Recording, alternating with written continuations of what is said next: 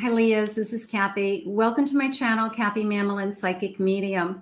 Welcome to a timeless love reading for my Leos, Sun, Moon, Rising, and Venus, and any cross watcher. Today, we are going to talk about relationships that are not easy. And what is your person's intentions? What's their next move? What is guidance Spirit has for you? Before I start, I do want to mention I started a second YouTube channel. It is called Psychic Kathy Mamolen Pick a Card. And I'll put the link below.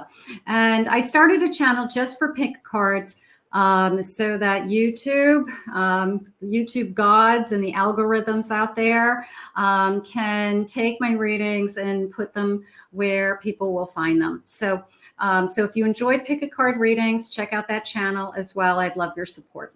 So let's see what Spirit has for you today. It's not easy. We know relationships are not easy. What does Spirit want you to know about the person that you're thinking of? Spirit, please share with me. I am listening for you now. I have tired. You are emotionally exhausted from dealing with everything and you deserve a break. Yeah, sometimes people just run us down. You know, it's just a feeling of I can't take it anymore. And sometimes you just go, you know, how much more can I deal with? You know, the person who there's always something going on, or the person that is always creating stuff around them, you know, or there's always something going on in this connection. I have 1, 2, 3, 4, 5, a conquest. Oh boy, counting. Just another notch in the headboard, or the real deal. Actions speak the loudest. Just wondering, is this the person who wants to be with you? And you don't want to just be another person to them. You are special. You're a Leo. I'm a Leo. And you don't want to be just another number. And Spirit just said to me, don't compare me to anybody else. So there may be some comparing going on. So-and-so did this, so-and-so did that, or when I was with so-and-so. Don't compare me to anybody else. That might be at the root of this, because you don't compare, okay? Nobody compares to you. It's a long road. You have a long way to go before you find what you want, but the journey helps you grow. So it does feel a long journey. But I also feel like it's almost this feeling of I was in a car and I was driving along and we were going along smoothly, even at a fast pace. And then I ran out of gas and I had to get out of the car, and now I'm walking. And it's like, how far do I have to walk, you know, before we put gas in the car again and get going and kind of strolling along and breeze in my hair, and I'm just listening to music. So the walking is tough. It's the walking on the dirt road energy. It's like, where am I headed? You know, like, what is this? It's the middle. We're in the middle of nowhere. So there's something going on with this feeling of the unknown. That the unknown is, I guess, more upsetting than what's right in front of you. I just don't know what's going to happen with this connection. 333 on the clock, angel number. A blind spot, caught up in the whirlwind. You can't see what's really going on. Ask a trusted friend for advice. I feel like there's so much drama and chaos that you're so consumed with that and them that you can't even think straight at times. You can't see what's right in front of you. You can't even see where this connection's going. And then there's a feeling of friends saying, like, what are you doing? Why are you with this person? You could be with anybody, but you're so consumed with like the day-to-day putting out fires and this happened and this happened and the phone is ringing and this is going on, that I feel like it's just almost like a addiction in a sense. That I just, the adrenaline from it is something that consumes you. I have a lover. You could feel like it's a lover. You could feel like this is my soulmate. I don't want to walk away from this person just because there's all kinds of chaos around them. But are they creating the chaos, or is it chaos that's coming into their life that they have no control over? And it's just this poor person, like, I feel bad for them because this is out of their control. Or is it chaos because of their consequences of their action or lack of action? Okay, they're not getting up and going to work every day. So they have chaos around them because they can't pay their bills. Their phone gets shut off. So then it's an emergency to get their phone turned back on. So is it chaos because of a chain of events, Spirit just said? I have Temperance. Yeah, you need more peace. You need more peace of mind. I have a Moon. I have to tell you, there's a part of me, I have a 9 of Wands. There's a part of me that feels like you think this is better than it is. You're holding on to, they're saying, the breadcrumbs. Okay, this person could be breadcrumbing you. That there's just enough here that makes you feel loved. There's just enough here to make you feel like it's going to always get better, and you're hopeful. And this person gives you just enough attention to keep you in this relationship. If they did one more thing, like that would be the straw that broke the camel's back, you would be out. But they bring it to the brink. They bring it to the breaking point. And then they do something that somehow keeps it together. I feel like it's held together with, like, a little kid, is piecing, like MacGyver, if you remember MacGyver, piecing the pieces of the puzzle together with Band-Aids and rubber bands and paper clips and, whatever they can find on the desk. So it's a feeling of, I am just keeping this together. I have a Queen of Cups. You just want to be loved. So the thought of this person not being in your life is an empty hole. And I'd rather deal with the chaos and the drama than have nothing. So, but what if on the other side, Spirit had something for you that was more peaceful and was more consistent and didn't have this kind of chaos? So that's something that you may have to ask yourself at some point. You might not be asking it now, but at some point. I have a Page of Cups. And I have a Queen of Wands. So those are a lot of feelings of, I'm learning to love myself more. I'm learning to believe in myself more, building your self-esteem. So those things could be really helping you with making a decision in this connection that you may be pulling away, Spirit saying, because you're trying to get some distance between you and the chaos. So I do feel like you're becoming stronger. I hate to say it this way, but it's almost as if you're becoming stronger as their life is spinning out of control. And little bit of a self-preservation going on. You can't fix them. You can't make their life easier. You can't take their troubles away. They have to dress up and show up for themselves. And when they start to do that, you can support them emotionally. You can be there by their side.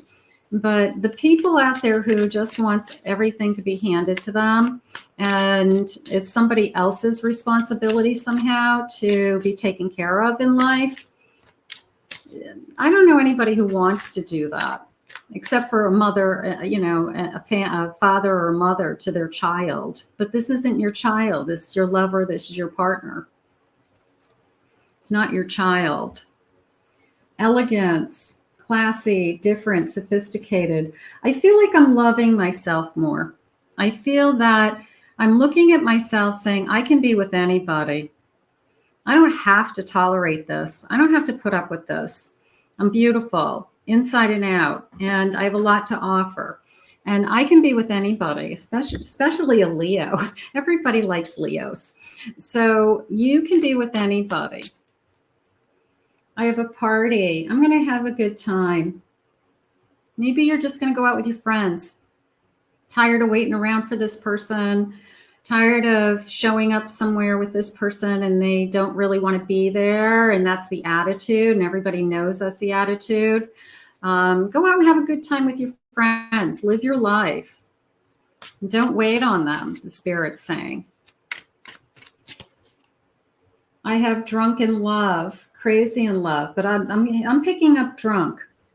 I'm picking up the word drunk more than anything. So this person could have an alcohol problem. Maybe that's what's causing the chaos.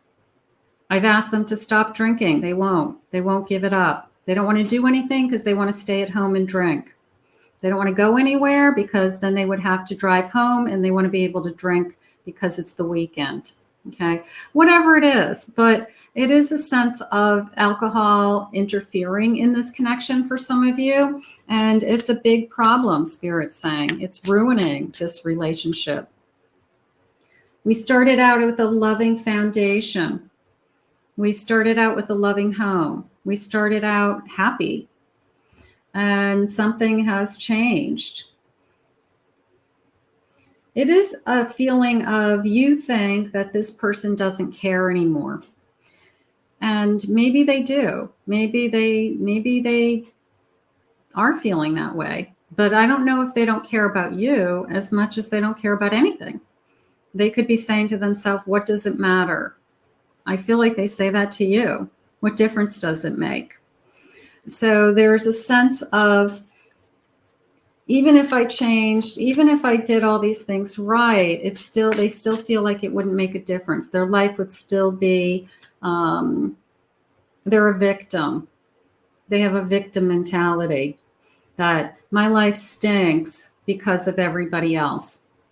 So this is a really hard battle to fight, that kind of energy. And that kind of person, the victim, creates their own problems, because they expect other people to do the work. I have a distance, putting some distance between you. Even if you're not in a no contact or you haven't separated from them, spending time by yourself, spending time doing things for yourself, go exercise, go shopping, do anything. Spending time with friends or family by yourself. I'm going to go out to lunch with my sister. I'm going to go out to lunch with my mother, something like that. I think putting some emotional distance between you is benefiting you, because it's making you feel stronger. There's an incredible sense of you're getting stronger as they're spinning out of control. And there's fear there.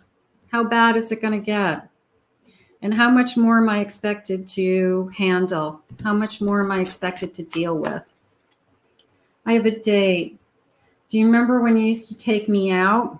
When was the last time we went on a date? When was the last time we went out, or you treated me, or we sat down for a nice dinner, or you actually made plans for us to go somewhere? So it feels neglected. It feels like we need to date. We used to date. We used to be really happy.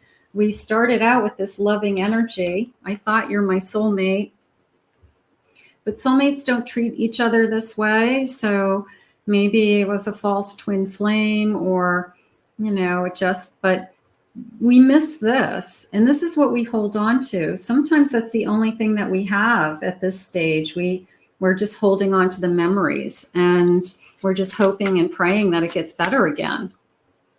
I have a hunger. I'm longing for you sexually. I'm fantasizing about you. How about I just miss my partner? I miss making love to you. We don't make love anymore. You're too busy. You're not interested. So you could just miss this person. You could just miss, they're saying you miss your best friend. So there's something going on in this. They're saying promises of a future, a commitment, but I don't feel like it happened. I'm going to say broken promises. So then you say to yourself, why am I staying?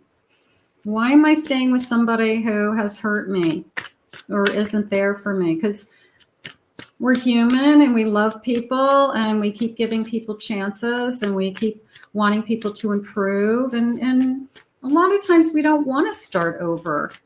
We don't want to go back to having no one in our lives or dating new people all over again. Or it's convenience. We've been with this person so long, it's like a, worn out shoe that's comfortable. At least we know what we have with this. I have a Tower. Something has to change or it will be taken away. Whether Spirit takes it away from you or you walk away. I have an Emperor.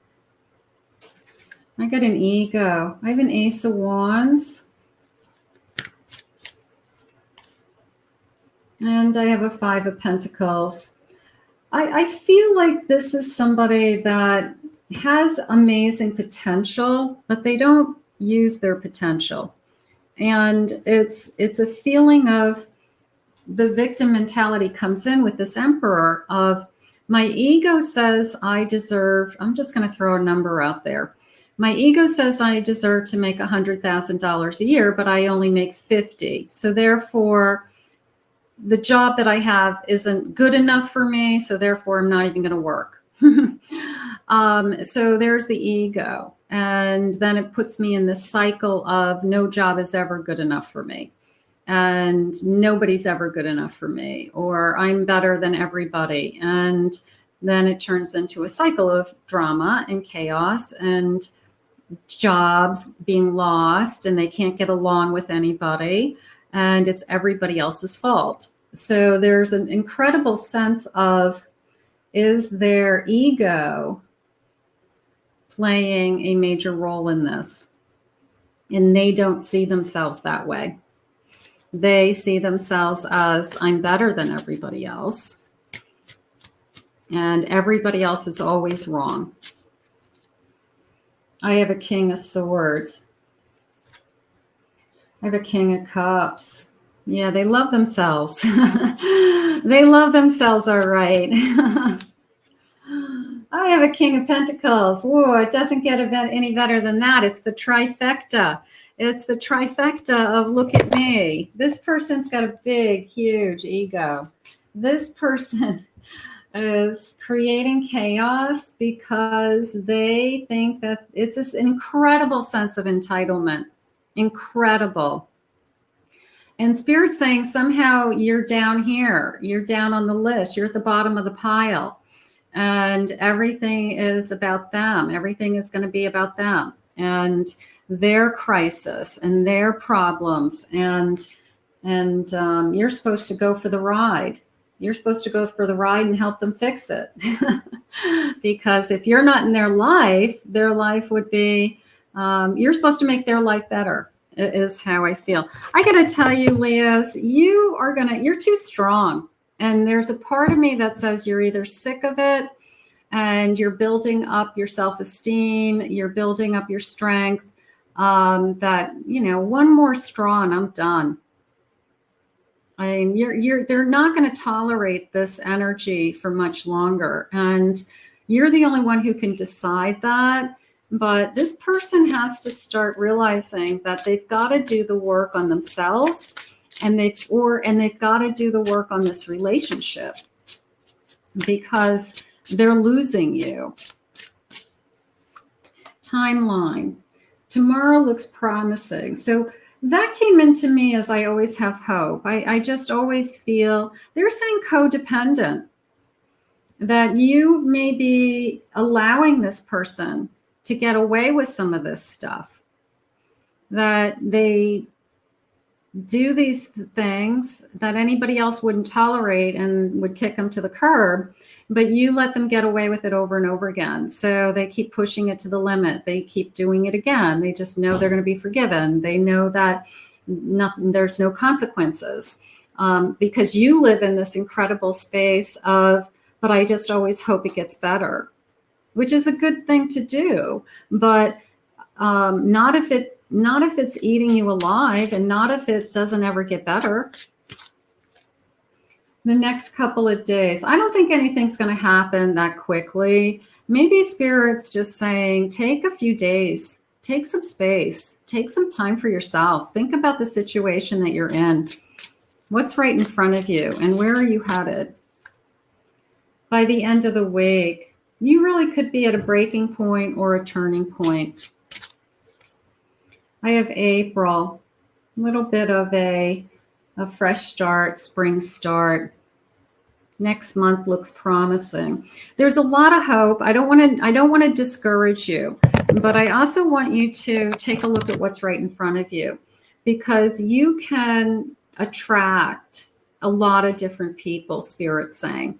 And I think you're starting to realize that. You're starting to realize your value. You're starting to say to yourself, I deserve more. I don't want to be treated this way.